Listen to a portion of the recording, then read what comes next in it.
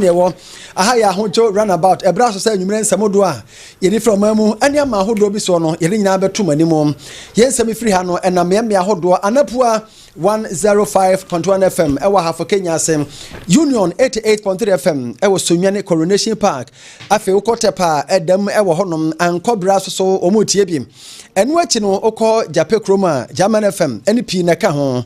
na ne di mu akotene bi enisen Ghana adehye bi a wo mo efri enkran eba oboase a obenya adupre nkwanhia mo nyina efri mu no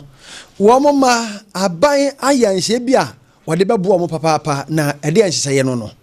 sada ensoso ana aban aye ne sese wanya agya tum susuya yade ba ye no wo se wanya agya tum se twe ne nyina no aye aswafo aye so do yo mo aye adwuma eye nipa aduosia wo se sansese no aye wagya tum emu nkomo ye bi ye de ema ho Constitutional Review Committee abesuafo wo mo hwehwe mo wo ye ne oswafo no atentene ensem so Dr. Dominic ayi ni fa baabi wurato dwa chem so be mampanini a emfihye aduasanum ena afa ya ban so ba emfienum fienum ya fa mfirifie na nkomfienum ena beboa edem chiri mo bram nanu a wo masa yenso ye de aba beto dwa se de sesi ye waso ye a ehwe abalo ye pani eso ne atentene ne so attorney general ene minister of justice no wo mo chemienu obi abedi ne kwi obi abedi ne ho so a en koso nye ba akobiemu na ena ye wo honom ana beto dwa se appeal court or the agency bia ba ginase ni nyina ne se ma me said na tanimaklo sabre ye se wonko fie wonko dwodwo no ho ye yi no afrafia se na sa asam ne ho no aban lawyer panyi abeka asem bi asam no gisa wotie bi emu nkomo e wo hanoma ye de ema wo abusuafo ene Apostle Emeritus Dr. Kwadwosafo Kantanka na ye no ebaso de court ka ye nyina o ma ye na baso wiem kama ye nsantwe ni BKB wode mu nkyiremu ebeba ye wo ma ye no wo ma ye he wo msi ye fe no court de osonto so ni nyina chie no ye fe nya no bi na ma me eye sedina tamaklo atienu ya court bu anefa ne wasan agya no MPP for say emu ohwire papa mo ntiase na ye baba uramu awapomde mu nsam kakra na Heart Adventist Hospital ewo ahensan eno ewo asantemantema ya ayaresa bia ba ye o manya mfinhyedu na mfinhyedu no mu no ne o maye pa emu nkomo bi ye de bema mo asantemantema ha Ghana TV Service panikasi ya wada wonma no engineer Richard Adujamfi urato dwa chem se nyamianem nie enkwada na wo mo kosuku a suansa no dwuma no eye pa nti wo mu Jesus resource abai abata ne afema nkwada no mfa ho emu nkyiremu ye de brem ye beko amahodo so ensemu ye ka Uganda mamu omo a wo ma bi wa manyesemu pa baako eni Kiza Bisiji na ono na ye de sobobi abono se eye treason chese no yetimi ku na edi ko gina court edi na asem na watwahwe be ma na gina wa na okofom sa krikrao make us what that supiti says hey what now oyemre wo mo kasa na bo se ekofom sa se wuntumi wa be ma pa o na tumi gina no sa de a wuntumi wo se wante anto da wante anto we wante anto flat gina study na se wa mano na no mo fa no da bi se ni ya court asem court dem fa oni amano ni ana da bi ya court ayi se wuo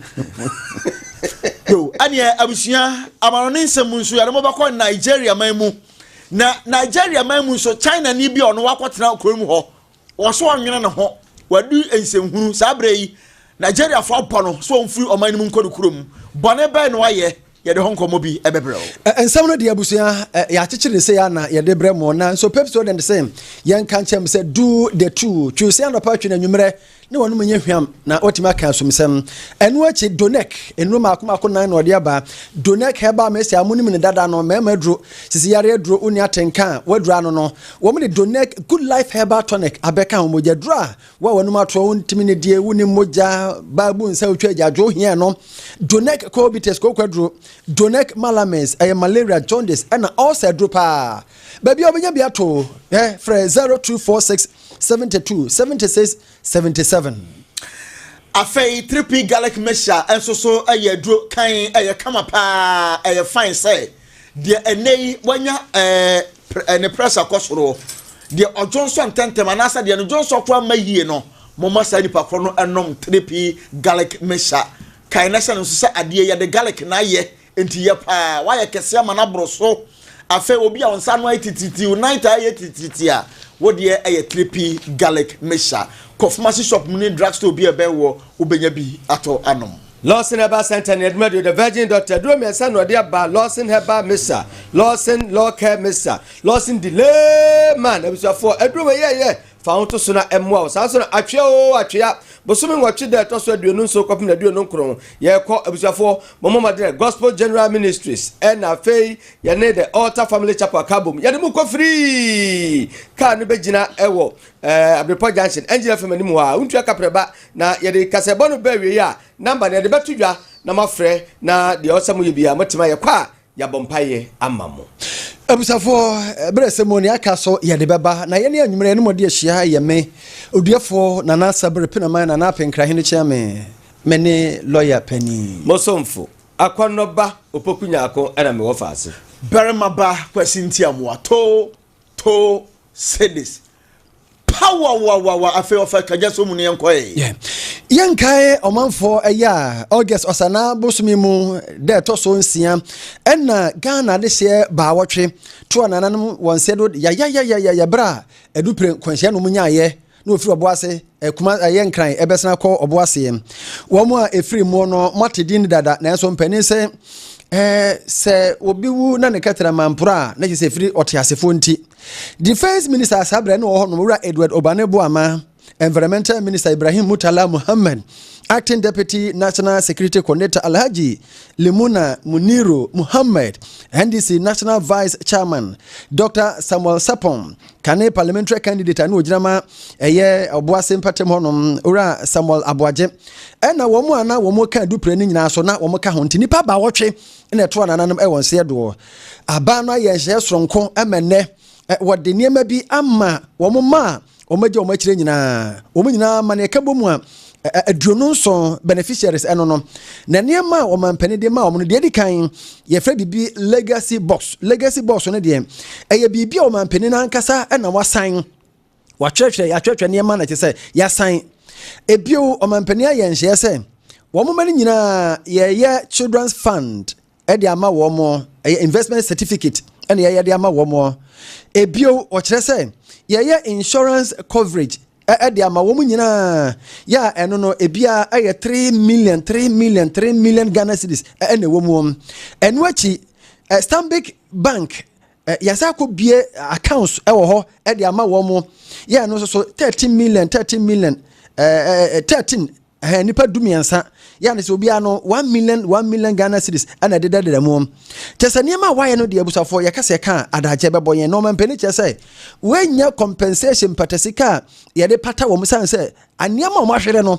aniama wentimi empata de berada yenti o mampeni kakra bra ne na dwabonase no wode sa aniama wenyina etudwa. On the 6th of August 2025, Ghana was plunged into mourning by the tragic helicopter crash that claimed the lives of distinguished public servants and gallant officers of our armed forces. Immediately after this tragedy, government committed itself to ensuring that the affected families would receive both immediate relief and long-term support. That commitment was translated into action. I'm pleased to announce today that these interventions have now been fully implemented for the families of our fallen civilian officials. On the 3rd of July, the Accra Circuit Court, acting under the Workmen's Compensation Act 1963, Act 174, awarded a total compensation package of 13,872,962.40 pesos to the dependents of our 4 civilian officials who lost their lives in the tragedy. Similarly, in accordance with the Armed Forces Regulation 1992, LI 1546, compensation packages have been processed for the families of our fallen military personnel. Today, government formally hands over these compensation packages to the respective family. Our responsibility extends beyond financial compensation. Every affected family has been enrolled onto the premier plan of nationwide medical insurance. This package provides an annual healthcare value of 3 million cedis across all dependents and grants access to 942 accredited healthcare providers throughout Ghana. Each family will receive a unique identification card today, and it was in the boxes that we're giving to you, which will provide seamless access to this healthcare support whenever it's needed. Recognizing that education is the greatest investment we can make into the future of these children, and that conviction has led to the establishment of the Children's Support Fund. The fund is not an act of charity, it is a solemn national obligation to our fallen heroes. It reflects our collective determination that the children of our departed heroes will continue to receive the opportunities their parents would have wished for them. I'm pleased to report that 13 professionally managed trust accounts have been established at Stanbic Bank for the benefit of the minor children, and government has deposited 1 million cedis each into each of these trust accounts. Omampani enkasa mu no de osaka ka ho biem ene sem wo mu nyina nkwada na o maka kire no ye wo premier plan for nationwide medical insurance na no ye kan premier na chese de super eno no nti ye wo sa health insurance no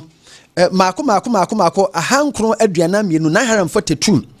emu bia nkwada no betimi akɔgye apomden na afi bia no akwada bia ne ho ka ye bebo se obenya apomden no obe access healthcare no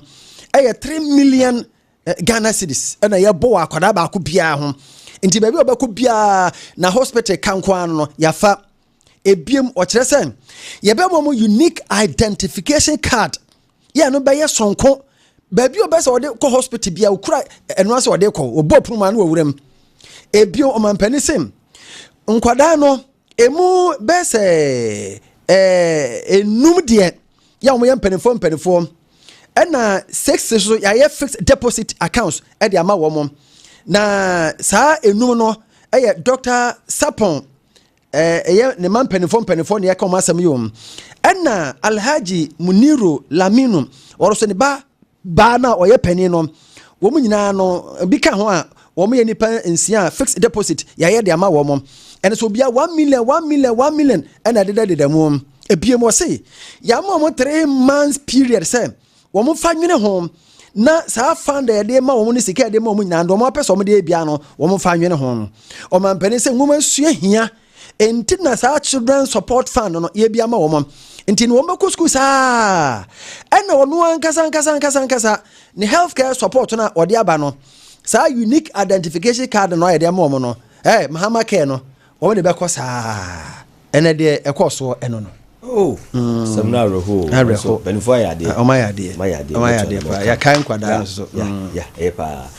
abusia ye tunwa ne de ne akire wosoafo no hwe atentene pepe yensem so Dr. Dominic ayini na kachine ne wode atudwa akire mu se nyame ne mpanimfo amampanim pa wo mo ka kire wo se memra constitution no wo mo kodom asuko enyem hwehwemu a no mo a ne omso mpese nsusuye ba se bia se yensakraye wo meka ho asem ne o se de ye adwuma wo mfa ho asem ra no wo mo de aba na aban so bae no wono so hwehwemu a abo akire na wo mo se wo de bae ni bi wo ha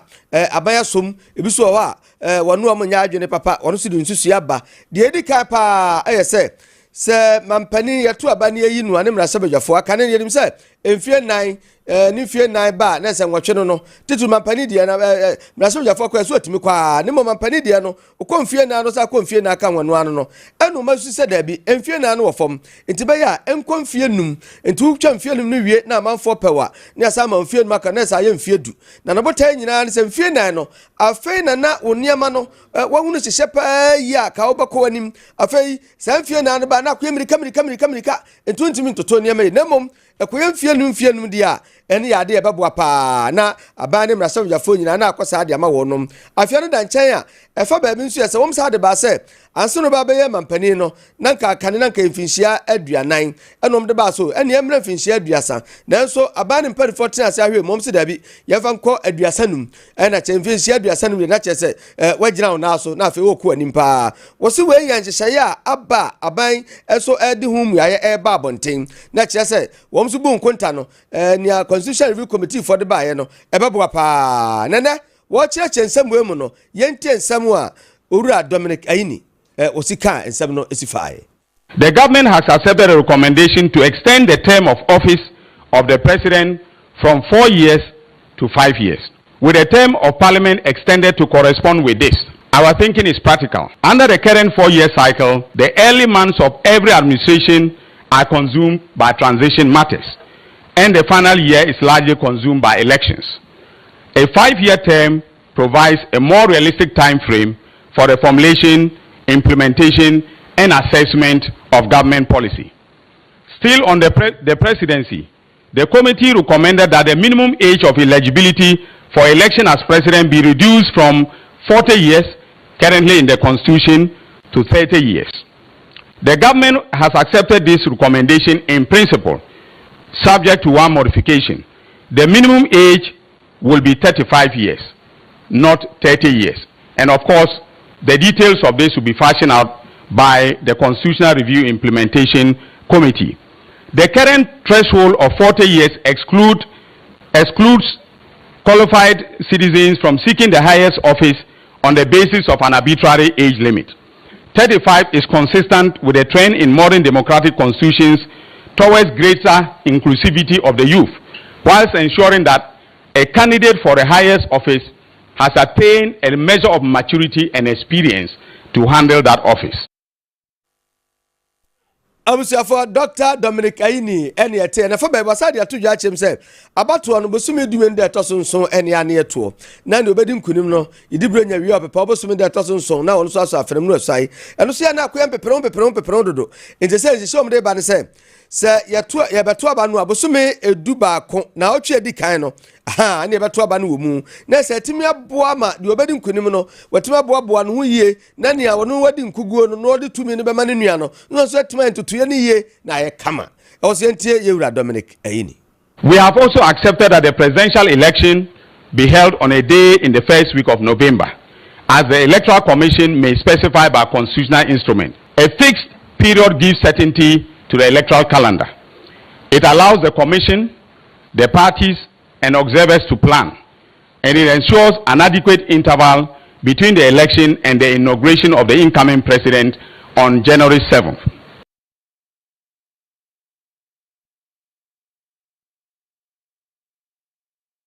Okay, attention in some so. If I have somebody to Jabi, and no. Na abusua ya da so awo onmunyamfo Dominic Ayine na Josuo na ene sade nyina yenim no wono na abaye man Ghana mprempre ya wo ye aba lawyer panyi a afi kura so no wo sanso ye soafa wo hwa atenten ne ho nsam so na ene abra onya akwanya ane nsantwofo bonkomo no ana Obama ne ade atodwa se Constitution Review Committee abayekuo no wono mo nsampo mako bi ewo mu a ehia pa nanso aban agye atomu na ene se ya what is say ya kasa ya sa Constitution Review Committee no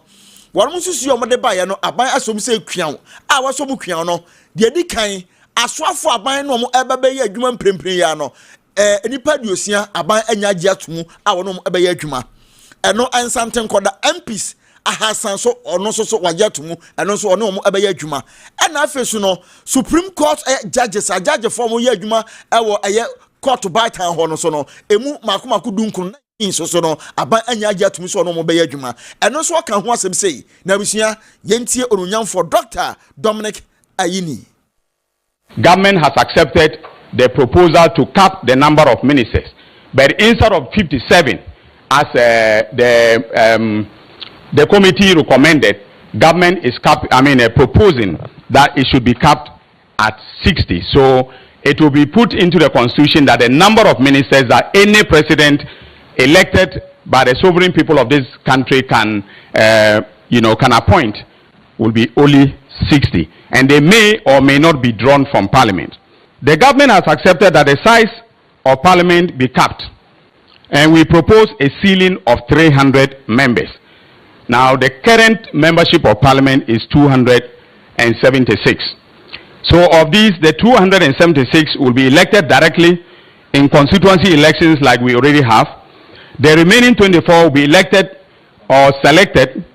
through proportional representation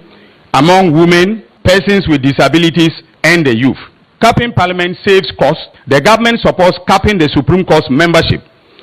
Currently, the committee recommended a cap of 15 justices.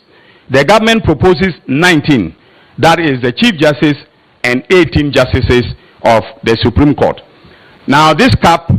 promotes efficiency, manages public expenditure, while the bench of 19 remains sufficiently robust to discharge the court's constitutional mandate. Awusia enti wei aye Yewura Dominic Ayine osofo oman mu hanom wo hwa atenten ne ho nsam so ane ekotie no esa so hwe no nene onukro ya wo se kasa no sa kire mu biem de todwa sade tie sese ya ne sen ye wo Ministry of Attorney General and Ministry of Justice ni nyina kabom eye baako enti Attorney General and Ministry of Justice ni nyina na kabom na nipa baako pe ekura sa post wi eno mo chese eno so ye tim yenu enti sese ya no ye ba benya Ministry of Attorney General ni enya Ministry of Justice enti bakwa akoya ahodo mienu enti wo kire se wo 1992 constitution na article 88 no ne wo mo kire ene se eno no sesi ya no enkoba se wo ba be ye Attorney General nko a unye Minister of State bio ena wonsa nye member of cabinet bio na abusafo se de wo mo kire mu no wo kire mu akowie se Article 88 1992 Constitution no basa dia na wo se ehososo ye yifiri honom ana se requirement na wo mu no ye yi ani so firi wo se eno na ma kwan ama yenya Attorney General ene Minister of Justice ni na ma eye baako ora ayi na kire se ye tentam a de be kire ye niye ebeboa pa ama Attorney General no watimi atu abanfo efa emra ho ebio wasanya tumi a obabo nipa kwadu the friend say prosecutorial authority no ebeboa ena biom enam say onko cabinet meeting onye member no onye member of state ntino yate no ena free executive ne ho ndi abasa abamu nipa bia ye pelepele mafumafu bia ena kwadu ne bebo simple eno so de tie eno no na ga hwese benya ene no na so eno ne no de akam kakra abusuya yada so gina Dr. Ayini ehwa no da to dwache sansem we nyina no enche se aban no wa the white people atoso white people na che se wagiatum a che se obi a ho hwe nye da bida na wa cheche ma akɔwie se ensem om de aba nyina wom de nsem ma ko ahanu ani nsia ena womu eyifiri amura constitution nim de ba ne o se sesemu ne o se no na ekɔ ne o se nsakra ba ne ba etirepo no eye miensa de edika ne ye acceptance e ba ya mampere kas oh de am de ba nyina magiatum de atoso so acceptance in principle subject to modification wagiatum nanso no ye betima ye mu nsakra nkakra ena de atoso miensa se de am de ba nyina ensuanim maprato agu menyintum enti ne om de ba ye no aban atenase se da bi wo se wo ye mu nsakra kakra ebi so wo gitumu etini nyina kanfua no we nya white people na aban wo de atoso da bi da ensusue ene nsakraye no se wo gidie se ebaboa papa magana yamra constitution no yatim dia yadwuma ye kamenka bi no so no etima gina na so no so yente Dr. Dominic Ayini. I wish to make it clear from the outset that this is not a government white paper. The reason is that the work of the committee was not, technically speaking, the work of a commission of inquiry pursuant to Chapter 23 of the Constitution of the Republic. If that were the case, government would have had a constitutional obligation to either publish the report of the commission of inquiry together with a white paper or give reasons why it would not publish the report of the commission or committee of inquiry. The position of government in respect of the recommendations of the committee is formulated in three ways. One, either we are accepting, that is, government is accepting, or two, it is accepting in principle subject to modification, or three, it is rejecting outright the recommendation of the committee. Where government accepts the recommendation of the committee in principle, that is subject to modification, we provide reasons why we seek to modify the recommendations. Reasons are also accorded where government does not accept the recommendations of the committee. In formulating the position on the final recommendations of the committee, government examines each recommendation against the relevant provisions of the 1992 Constitution of the Republic of Ghana to assess the nature, scope, and implications of the proposed amendment. Each recommendation was then subjected to rigorous constitutional and legal analysis, including whether it touched on entrenched or non-entrenched provisions of the Constitution, and whether its underlying objective could be achieved through other legislative or administrative means.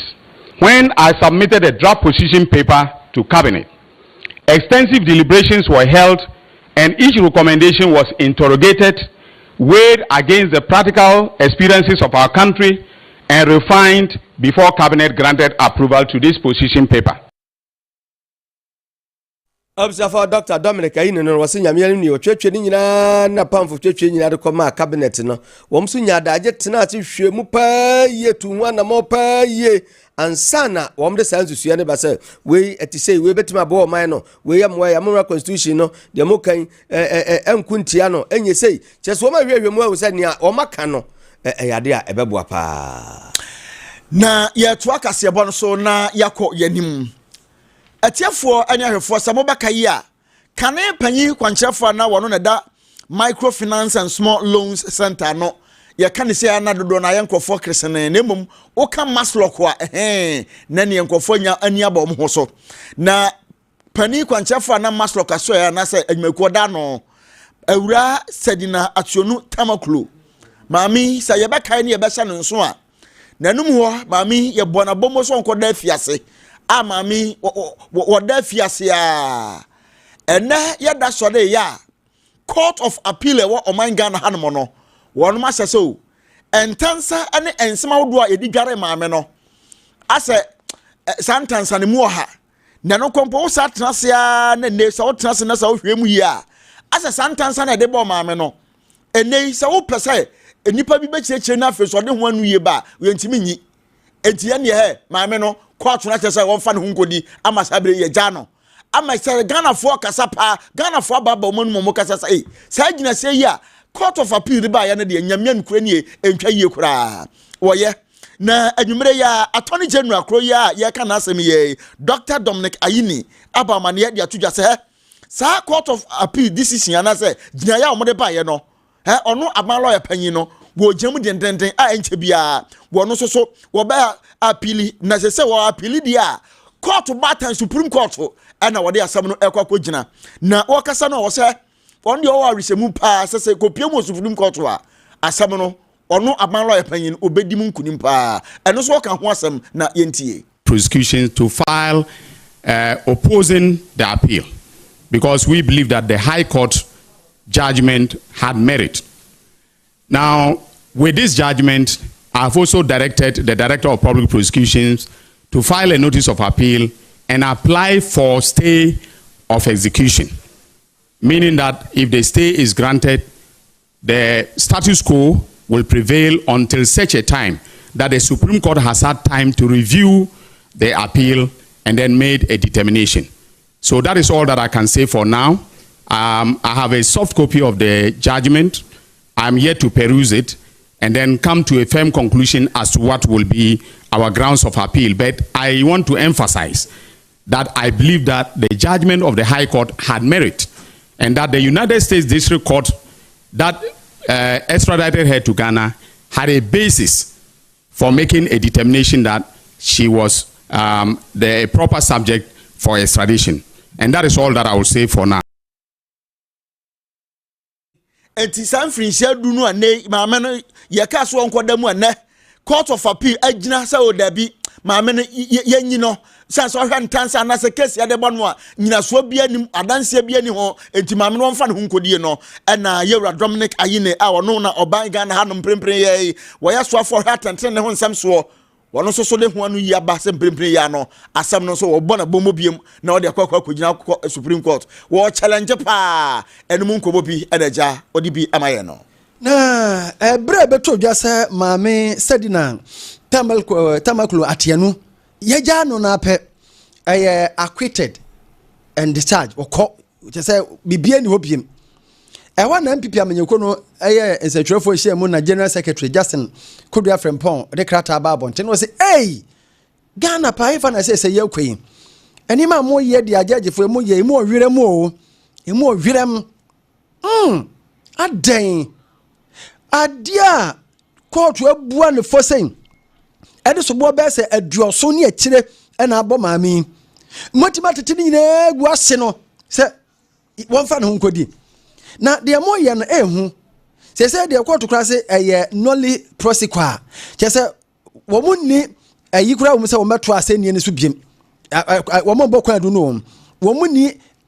interest be I will say, about to send in the subject. Nolly prosequa 1 year. No, what you say. Moya sa I said dear amanyokuya what is why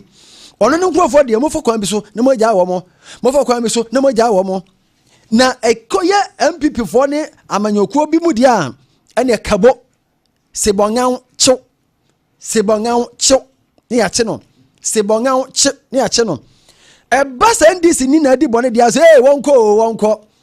wonko na mo tre wiase na mo yesa hwe ani mu ya na etesen wo mo che say de akoso ne no eye ade atentene ne ye de nani matwitwi fom ye se atentene ne triase ye bubu atentene ne goso ya che so mo che say ye no ane say na amene ye ntimutimi hwe nyame anim eye maame we sa say wonko abusafo o mo che say maame a odi asem no wo odi ne sade e wo se odi no ena akoba say appeal na na akɔwie say yen ye hwase benya Nana B Henry Nana Boache Nana B National Organizer MPP nanka asɛm ya wo mo General Secretary de abetu yen ya wo mo nti wo mo ho ase no kwa wa cheche mu kakra de akyere yen na akyere ye bɛsan ba biem lawyer asɛm na ehu osh ya so on fa kodi o si adu 10 years no court of appeal I so on fan hu kodi wase maame na obu asem first no justice Efia Sewa Asarebotwe no obu kenkan na judgment na maame ne se fatamfie de man no afa die and o say aba we bae attorney general ensem bebre ho ma wo say ye ni biem we ya twaso we ye ni interest wo mo na ya ndisi fo nko a na we so ya ndisi ni sawa ti ya twaso as say wo say obe challenge de ko supreme na o ya pipi ni dia ni a che no kabo na say we no a case die no ye kase wo mun say nyane no biem acquitted and discharged ye wie bibia won ko fi na wafa say ayi attorney general ko ya nso so no say asemi decision no on tia say to order ko supreme court order ko ne say ya hwene yo enya ni ye beto so yenya na yes ebilinko Ghana TV service abusafo edwumade bia koso Kumasi Technical Institute na peninkase a wono na Santimantem Ghana TV service odan engineer Richard Adu Jamfi odatu dwa chim se omaboabo amanfo dodo no ano eye nkyerɛkyerɛ de ama wonom se ne bɛyɛ a wombehunu sensa no dwuma nyame anim nie mfaso wo so pa o se duru ba bia ya na efi se bia o sabe uko na ngoma sua no nkwayi na uko sua sa dwo se hwɛ hwana ka kyerɛ wo mu si dan ma ye nya ba bi da no ya abusa wo mo mpam taade am ye nya bi hye ya abusa wo mo master de omo ka no wose enkwada no titiri omo ma wie sese junior school kura no ambako senior school no dodo abaya ye fo mo nko technical vocational school no ade e bebo pa ne wo mo ko yo mo ye nkyekire ma wo mo no wo so fili gwanza say hey mama ye ni ada ho ye ntie engineer Richard Adu Jamfi ene wo hwe dwodie na ye di na ye hwe se ye be show mo adwuma no kena ye workshop church kwanya ye faso a ye be registration ye be chere kwanya ye faso a ye mofa no so wo former TVET institution no workplace experience learning program no ye de ko akwanya omo so be faso a omo be boa ama omo disua no akoso MP any business ye adwuma adwuma enkoso ene ye customer care said ye be boa omo so a enye ni di bi a omo so betimi de akoboa adwuma na omo eye na ahyemu kena na wotwa ye ni 22 trade associations ene di dwuman ye nipa mienu every each association na de ye ne ha ne ye hwe awu se omo so kwa omo betimi aboa ma mumia no omo ntimi ama ha bi no be kwa kyerɛkyerɛ omo di omo asua no expectation a yen ye wo say dia omo sua ne no omo commit me transfer knowledge and skills no omo enya na ma omo nuan mo ye program e dia tun na community say e dia tun na community say yes so omo ye ni say omo kwa omo ye meetings omo ko ni ye meetings na omo week bi omo shia enti niema na ye kire no members ni so ba meetings na obetumi for one topic say le we na ye call ye kusua yesu ye kire ye nuanu ma omo antimi ama ha no ebi Richard Adu Jamfi ene tenika no mo me kyekire ma o ma na moto mu say yes o mani agibu o mutinko seresere no ye no so bonkomo mo mi ntirum so ka kire ye ti mi say edwumadi a ebe boa ye afro mo sa me ati ase se ese we data work so ye ho edwuma pa se be hu nipa dodo a ewo ekunu ehe edwumadi a ye ba no so na disuan mu na you say yes so wo mu a o ye edwuma ni edwuma no keke na wo so ye ekwa be fa so a usika sem be koyi ye edwuma no betimi edwuma obi won mo be na jese jisi me shop kesi ansa na ye adwuma wo kire se wo shop ketua anase wo wolande mu kura na wo ye ntutu ya betimi ye adwuma enna adwuma die ya amo e kire ye safety e kwan be fa so a ye betimi abo ye ho ban a ye mpra na adwuma no so aye ye na yetimi aye ache at the same time ye esikasem ene adwuma akanyina ye mofra ene certificate ahodo a betimi aboa wo mo for requirement the bia wo be gina bia no etimi aboa wo mo na de wo makọ manim ewo saa certificate ahodo no enyina mu ade a yaba besua na yeso ye de kwa akọkire ye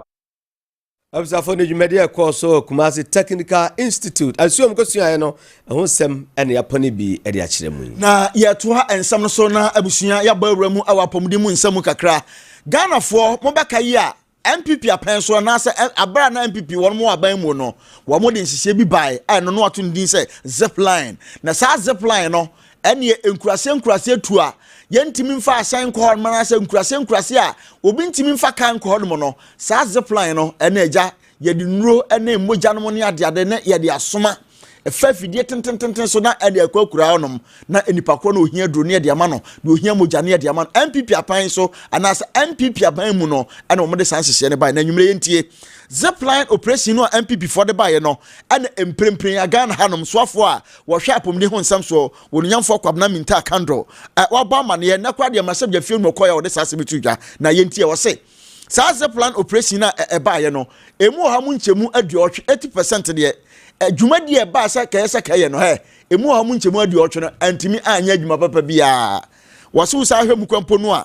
emu ha mu nchemu edu 10% de he eno so entimi nkonkurase tunsu no a se de ne yesisi e kano no na enne abra onya akwanya na wokasa wo mrase ogafiem ho no yentie onunyamfo kwabena minta akandoi behind the deployment of zipline is 1, the hard to reach areas. 2, emergency services. The Speaker, for the information of the House, for the review of the services of zipline, what they are doing currently, they are touching on the services they are delivering. Only 10% constitute hard to reach area. Only 4% constitute emergency. What it means is that more than 80% of the services they are delivering at this point in time is not targeted at the core reason why zipline was brought on board. And so that is why I am saying that we identify them, we are engaging them so that they will be refocused on the rationale behind. Omandese we aye wonunyamfo kwabena minta akandro omamu sofo a wo hwapom di ho nsam so ene kotie no ehwe no Gabo mampani eye Bryce Oligui Ngwema wababedi nansa wo Ghana said yedi kan ede ho nsam ato manim no ene obaye komo bebre na wadi nene omampani ya wonye ne ba bi ko Fly Lieutenant Jerry John Rollins woko ne naso ede nhwere akwa akoto honom ane onya akwanya ekasa ye kire dom a ebaaye na ohwe legacy of former President Jerry John Rollins e kan legacy am eniama pa wo beye ye edimpa wo beja ye anamo pa wo tuye eniema wo ya onya ne din ya wode akọ ena ye ka ho asemi na abusua oso hwe jeja na ni so ade hunu na esopa eno na wo pese nko keka Africa nyina bom na wo hese de osiko ne ho ma atentene commitment to justice progress and the development across the continent that is say JJ na oye JJ ebio o say JJ ye describe JJ as a symbol of African leadership just say oya shanso de sonkoma abiman ya can do some patriotism eye omambapa commitment to continental development na just say na ho fama no wo say abiman nyina bedi ye no untumi ntake no anokwasem otwa ajajo pasu ediama Africa. Cet hommage que nous rendons aujourd'hui au président Rawlings, pour l'ensemble du peuple gabonais. This is a well-deserved tribute that we have just paid to the memory of late President Rawlings, for the Gabonese people and for Gabon as a whole. Through his writings and his speeches, I think that late President Rawlings inspired a good number of African leaders. I remember one of his quotes when he said, when the people are oppressed with justices as accomplices, the military have to take responsibility. And that's what inspired us to perpetrate the liberation coup in Gabon on the 30th of August 2023. I also remember another quote when he was taking power here in Ghana. He said that we are going to establish strong laws in Ghana so that even if the devil takes power here, he will not dwell one more day in power here in Ghana. So that's the spirit that guided the establishment of the new laws in the Fifth Republic that we have. Gabon Mampeni Ura Bryce Oligui Nguema and kwasa mu say obo cross or Catholic ni na or gentleman so ni hofe pa na busa for onu wie no na omampena da jeje ne ba ya Santoa Rollins enso kasa kakra na no kwasa wada Gabon Mampeni ase papa wani monyama wabehye papa no ne nabusu nyina. A friendship nurtured by Presidents Jerry John Rawlings and the leaders of his generation, founded on mutual respect, Pan-African solidarity, and a shared vision for the upliftment of the people of our continent. Today, through this act of remembrance, we are reminded that while those great statesmen have completed their earthly journey, they have entrusted to us the sacred responsibility of preserving and strengthening the bonds they forged. May this wreath stand as a symbol that the baton of brotherhood has been passed to the present generation of leaders in Ghana and Gabon, who will continue to deepen the ties between our two nations for the benefit of our peoples. It is in the same spirit that the J.J. Rawlings Foundation, inspired by Jerry John Rawlings' sacred duty to the socio-economic liberation of the ordinary African, builds upon his legacy, ensuring that the vision continues to inspire. Ya Santoa Rollins eno no one gina ma na busu nyina oda Gabon Mampeni ase ene de waye e de ama papa ene na busu no. Abusafo ye tunwa ne de ani akire de wanya be be kro apostle emeritus doctor Joseph Kantanka nyamianum de ne na no court de betu dwa kire mu se rom de tabratos na yie no so na makomako edu na so ne nya ni kwwe gomu ampata aish asorefo admanfo ekosi a wonya no bini na asofo nkra de ono mbon komom se wo mu de wo mu nte se court de asembia bibia beto papa no esie ni na yesu o tene aso no branch se wo me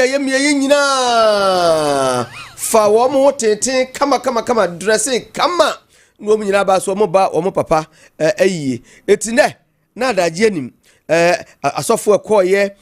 nanam kramofo mpanimfo ekoye abusuafo ekoye ene jai ayie no na adagye nim na wɔn yɛ nso ma bambɔfo so bai ama bibia so yɛ asomdwe wɔn hyɛ aseɛ ɛna wɔn kɔ akɔwie nyinaa panifo ɛbaa yɛ ɔbaa do afa dwom nom do akyea fɛfɛɛfɛ kama kyerɛ sɛ wɔn de ato dwa kyɛm sɛ wɔn ayɛ nenɛ Apostle Emeritus Dr. Konyestafo Kantanka ni sie na yie no wɔn sɛ ayɛ akɔnɔ ayɛ fɛfɛɛfɛ ayɛ kama afɛdeɛ baabi a ne kra obi ya no kra no bɛkɔ akɔda so nwa ka sɛ kra kɔdwo dama ahonwodwo yɛayɛ wɔ yie fɛfɛɛfɛ nti taburom de to so nyinaa mɔbɔni nyinaa bongarat ato nkyɛn ayɛ yie na mɛnɛ aba so nwa na kɛ yɛ sɛ yɛbɛyɛ nsɛntwerɛ ni BKB ne na banko mo visa semi ba nyina wono ana wo ma ye ho nkyekiremu ne ekọ ne eba nyina nse se de ne akọwia ne se yie no wo ma ye ade aba wiye e wa asomdwem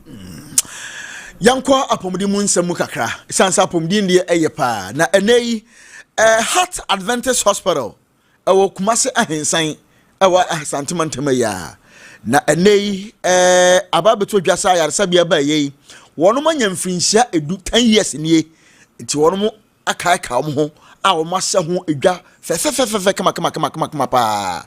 na ayaresa bia no wokomu a administrator da ayaresa bia no ayora William Apau Adinkra ene wato ne boase ene Lawson Central for Adinkomo ama hospital no mfinhia du a wono manya no ehihia wono ma ye de omode gu akwan mu omade srede the hospital ni hia nyina no wapem ade akere yen Central ni samosa kodie na yentie hospital administrator Ora William Apau Adinkra Adventist Hospital and they didn't feel do na me woni edini ben fo bebre na bae na ye di tanya me ase esa wade hia de bebre enye 20th anniversary keke a commission new building addition na me anymore. Currently we want to have almost about 90 beds into the year commission and come here a lot of hospital equipment abeboa yeti ayedwuma yi ade aboa nipa ese here ambulance abeboa edwuma ye nyina ye mo aye sere free adofo no ho se beboa na ahyenyame enimonya yesere umre moa yeni se konfano teaching hospital na so mo wo a lot of issues to the biana pakra wide there were a lot of hospitals ewo Kumase Shanta region and beyond as in any akoso me aboma kofuna referral center ye adwuma no na bore so a ye de akọ na abo apomodene aware hwere aresa ho asam ya asem se ya ye pa ti be sere wona wo sem obie ankonkon yi na kuo ni aban mo hospitals aka no kuma etwa konfano che ho hia no ntini moa na apomodene hawa owo man mu no etini aswa no said you na is a person bed capacity 90 beds yenya we are able to solve a lot of problems ntimo moa ayarsade ahodo a etwe ho hia no na apomodene ayarsade ahwe ntumpo owo man kokoro ganam Nipa ekoti enu eye Ora William Apau Adinkra wono na Heart Adventist Hospital a ewo ahensan Kumase wona ya administrator da no so atiase ene ne otoro boase a hospital no mfinhia du wonu mu edie ehon fa wo hye no no watoro boase aka nse bebredi ache na eno ati so no dwumadie ase no Ora Isaac Owusu wona CEO Edema Isaac Books and Stationery Western Pharmacy ena ahojo goil wono so badwumadie na se be kasa fefefe na oka sei abusua yentie no ne yenhwe ne mra here hospital be Ghana. Estafo bebre we scan na so mo kwa abonten for treatment. We gidi say sika ye say no. Plenty tay twa dollars twa na abonten no. The boy community hospitals na enka beboa ma wo no abusuafo no namfo no bitima hwe ho. And nti mestre say wo nyina yemoa na yemoa clinics no because you be to a for passport kwa enko hwe o ho ne do be kwansa na akọ na de ehia ni ho a na chese wuwu a no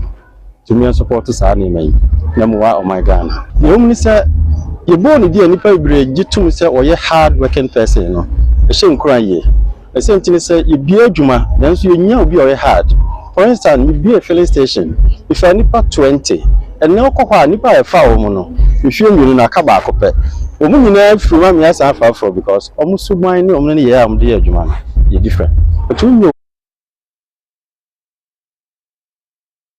enti wei eye Ora Isaac Owusu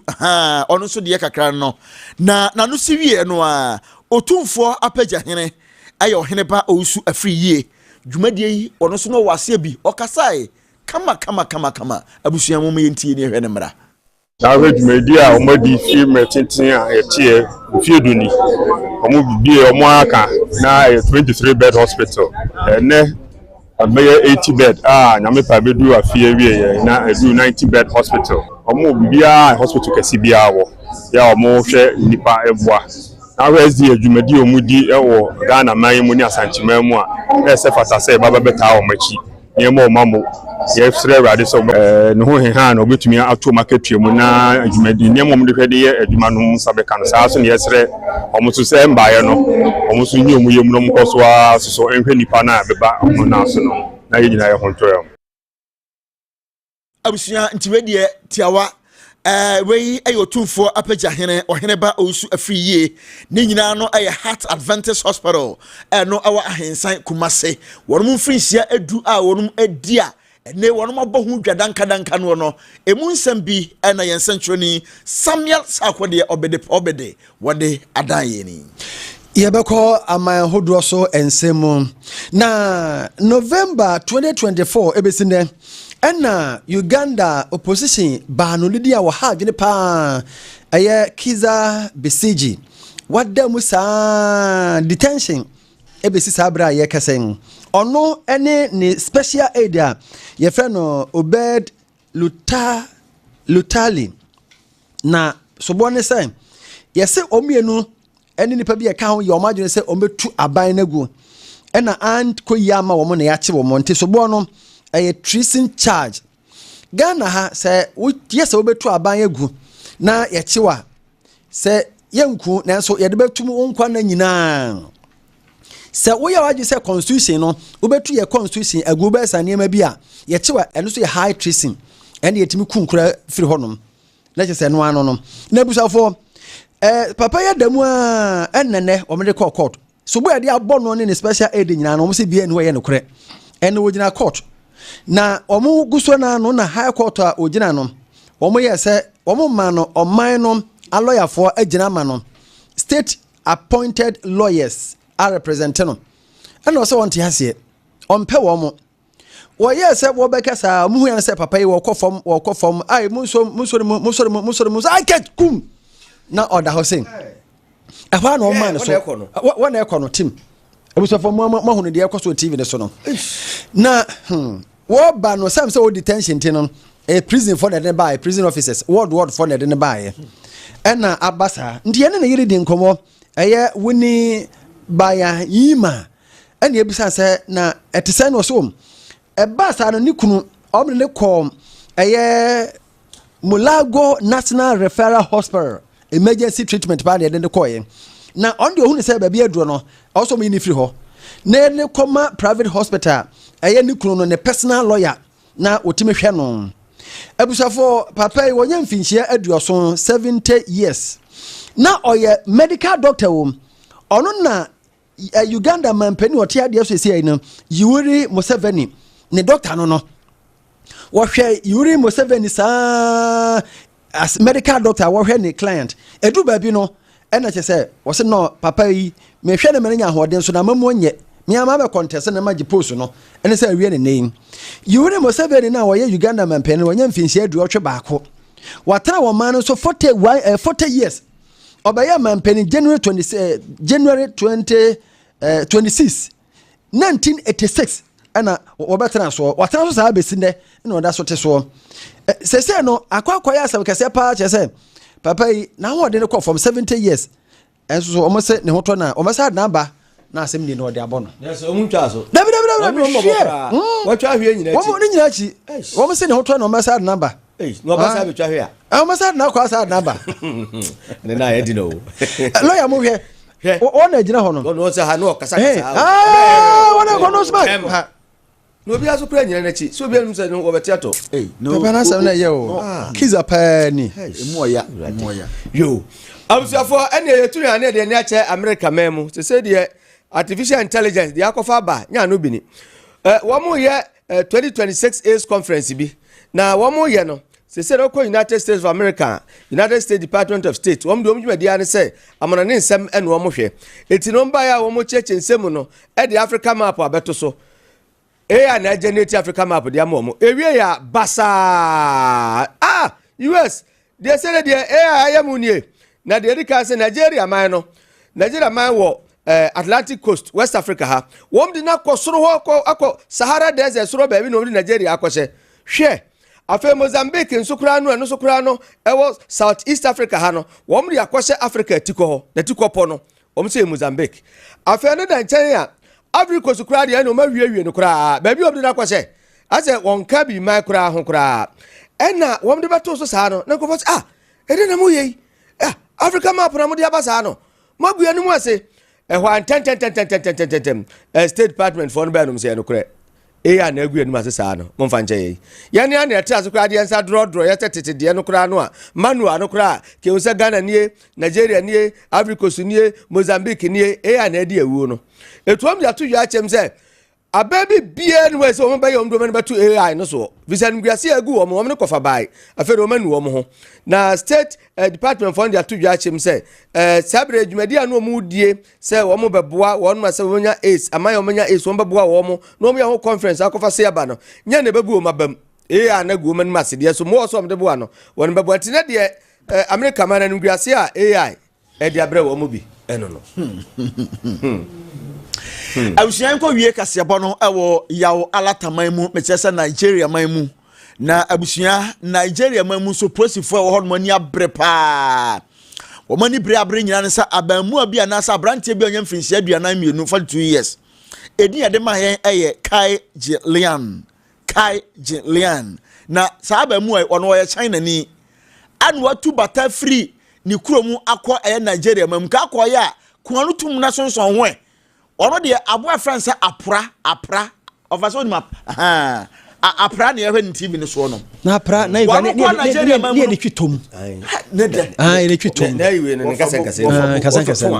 twitom ani etie say yes ono no okoye no on de apra honam no no de ope so sesa okum wana no wayi ne nam ne nyina ne honam no sa no na wasepo no de ko China mamu ade de ko de obi nim de ko akoye say yes wa yes efinsia mienu nie afei no ma so ni mu na Nigeria apresifo so ni mu se da bi sa bonu fisam ye odie ye man tran mi to ma bonatiko o ma wonatiko so won free Nigeria mamu honom na onko eye ni krom China na eno no wo ko so no wo ho ye ho ne yekokobo no kwadu na bone a waye nyina no ho se de batu afiase o se emfa no to afiase a enti sa be ya bone fi Nigeria mamu na sa abrantie friends sa Kai Jilian ya ye kana asem ye what say afim pinu du 2018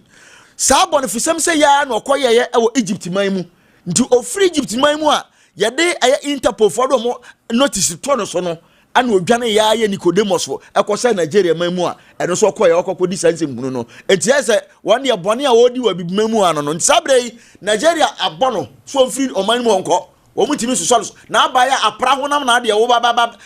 fade akọ mamu ene so mabono asabre okọ ni kurom